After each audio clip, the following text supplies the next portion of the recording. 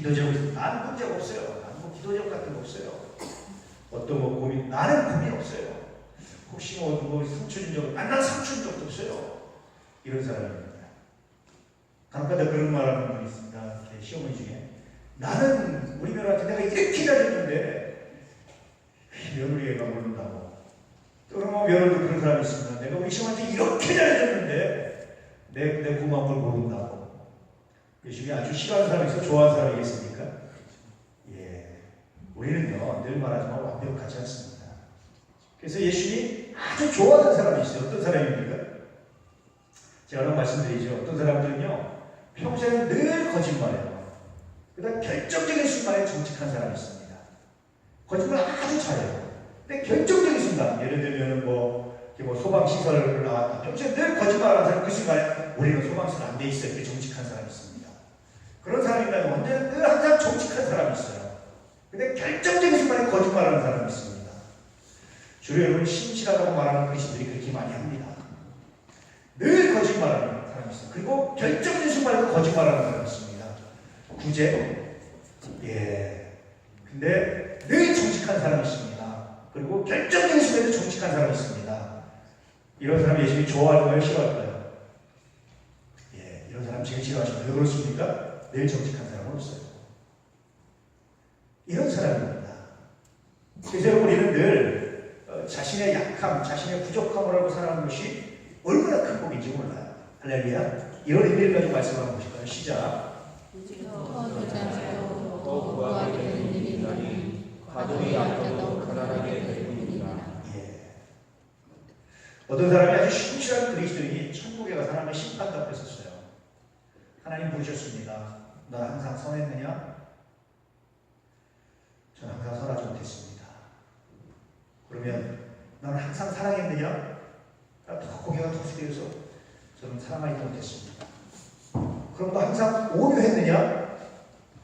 저는 항상 오류하지 못했습니다. 그럼 이걸 했겠지. 너 항상 정직했느냐?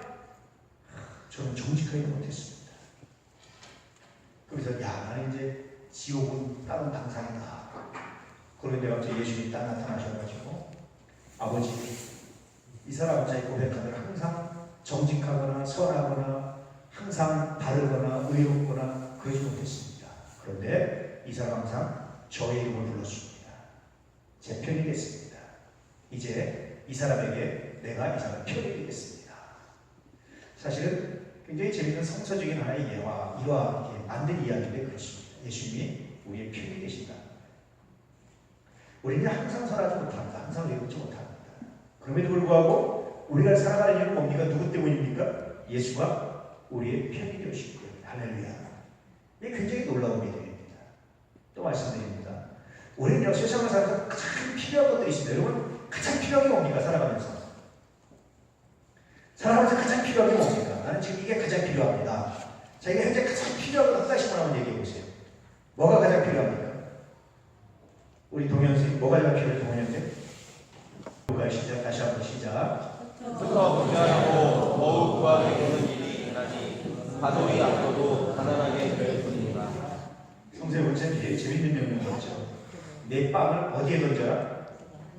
무르에. 내 떡을, 내 빵을 무르에 던져라.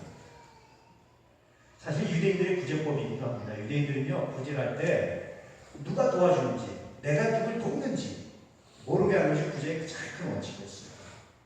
유대인들은요 구제를 하는데도 단계가 있습니다. 함부로 주지 않아요. 왜냐하면 받는 것도 어렵지만 주는 것도 굉장히 어려운 일입니다. 왜 그렇습니까, 여러분? 왜 주는 게 어렵게 하냐면 내가 주면서 끝나는 것이 아니라 내가 주는 거지만 이것을 하나님께서 받으신직한 것이 되지 않기 위해서 그런 절차를 하는 것입니다. 가장 아름다운, 가장 고차원적인 도움이 뭐냐? 주는 사람도 누가 받는지 모르고 받는 사람도 누가 주는지 몰랐을 때 가불관계가 형성되지 않고 평등관계가 형성된다는 거예요. 만약에 그런 줄 알게 되면 그다음부터 뭐가 형성됩니까? 가불관계가 형성되잖아요. 부덕부덕. 이거는 하나님 없이 옳지 않습니다. 그래서 그 순간 갑질을 하는 순간 상급을 다 잃어버립니다. 갑질을 하려고 하는 순간 하나님께 상달되지 못합니다. 그러므로 주는 사람이 정말 조심해야 될 것이 뭐냐면 갑질을 하지 않고 주는 방법을 구하라는 거예요. 그래서 누구 주는지 모르게 하는 거예요. 누구 주는지 모르게 하려면 주려면 직접 주겠습니까? 통해서 주겠습니까? 통해서 줍니다. 누가 좋은지 모르는 거예요. 그런 방법 중에 하나가 뭐냐면 아침에 빵을 물에다 던지는 거예요. 그럼 밑에서 이렇게 가난한 사람들이 하체 밑에 이렇게 꺼내려면 받아먹으면서 나는 누가 준 걸 얻어먹은 게 아니라 여기 있는 걸 내가 주워 먹은 거다. 받는 사람도 굉장히 당당하게 받아서 먹도록 그렇게 했다라는 겁니다. 이게 가장 중요합니다. 왜 그렇게 했을까요?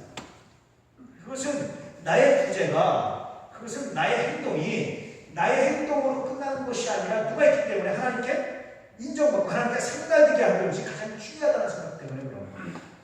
우리는 종종 자기 이름을, 자기 의를, 자기의 아름다움을, 자기의 선을 드러내려고 굉장히 노력합니다. 그래서 은근히 자기를 드러내는 일을 굉장히 좋아합니다. 우리는 다. 대부분 우리는 그렇습니다.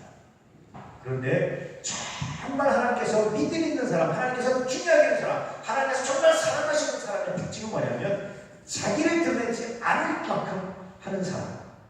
구제할 때도 그렇고 남을 도울 때도 마찬가지고 기도할 때도 마찬가지고 드러내지 않는 것을 가장 선하게 보십니다. 할렐루야. 여러분 이런 것을 사모할 수 있는 믿음의 사람 되시길 축복합니다. 그런데 그러지 않고 과도히 아끼고 내 것처럼 아끼고 날 드러내려고 하고 과도히 아낀다는 말은 그런 말입니다. 사실은 돈을 아낀다는 말도 있지만 또 다른 말로 하면 자기를 드러내려고 하는 것도 있는 거예요. 나를 드러내지 않으면 내일은 하지 않으면 절대로 돈 안 되는 사람 오히려 가난하게 된다는 거. 그런데 그렇지 않고 드러내지 않고 헌신했는데 이거부터 헌신해 누가 돈인지도 모르고 했는데 하나님이 그런 사람에게 복을 주셔서 오히려 부하게 드립니다. 하나님 복 주신다. 그렇게 말씀하십니다. 저는 우리 도남의 가족들이 이 말씀을 사랑하고 이 말씀을 사모하고 이 말씀이 내 삶의 가장 중요한 말씀 중에 하나입니다. 이렇게 고백하며 살아갈 수 있기를 주님으로 축복합니다. 이것이 얼마나 귀하고 얼마나 아름다운지 몰라요. 이것이 얼마나 놀라운지 몰라요. 아마 우리 그리스도인들이 한국의 그리스도인들이 이 마음을 갖고 살았고요. 여러분 얼마나 귀하겠습니까? 지금 역사 교과서 전쟁이 한창이잖아요. 기독교 단체들이 고민하는 건 뭐냐면 기독교에 대한 긍정적 서술이 많이 빠졌다는 거예요. 역사 교과서에. 실제로 빠졌습니다. 저는 늘 제가 이번에 또 그 글도 쓰는데요. 그렇게 얘기합니다. 아니 기독교가 핍박받고 국가에서 부정당하고 왕이 기독교인 죽이라고 말하던 시대에도 기독교는 존재했고 살아남았고 승리했습니다. 할렐루야. 역사국에서 가지고 몇 주 더 주고 만들었다고 뭐가 그렇게 중요합니까? 그다음 더 중요한 건 뭡니까? 이 땅의 교회들이 존재 가치를 증명하는 것이 더 중요합니다. 이 땅의 교회들이 이 말씀을 사모해서 나를 드러내지 않고 우리를 드러내지 않고 교회가 뭘 한다는 걸 드러내지 않고 섬기고 헌신할 수 있는 이 마음 가지고 세상을 섬길 때 역사국에서 한 줄 안 써져 있어도 교회가 어떻게 합니까? 아름답게 될 수 있습니다. 할렐루야. 저는요 기독교인들이 역사국에서 한 줄 더 넣자고 투쟁하는 사람들이 아니라 그것이 아니라 어떻게 하면 이 시대에 우리가 좀 더 빛이 될 수 있을까? 어떻게 하면 이 시대에 우리가 좀 더 희망이 될 수 있을까? 어떻게 하면 이 시대에 우리가 좀 더 이 말씀에 순종할 수 있을까? 이것을 고민하기 위해서 우리의 힘과 에너지를 소비해야 비로소 하나님이 기뻐하시지 않을까. 할렐루야. 역사부터 한 줄 더 들어갔다고 여러분 달라지지 않습니다. 더 긍정적으로 기술했다고 달라지지 않습니다. 그것까지는 달라지지 않습니다. 우리 눈앞에 보이는 교회들이 사람들의 눈에 비친 교회들이 엉망이라면 그것까지는 달라지지 않습니다.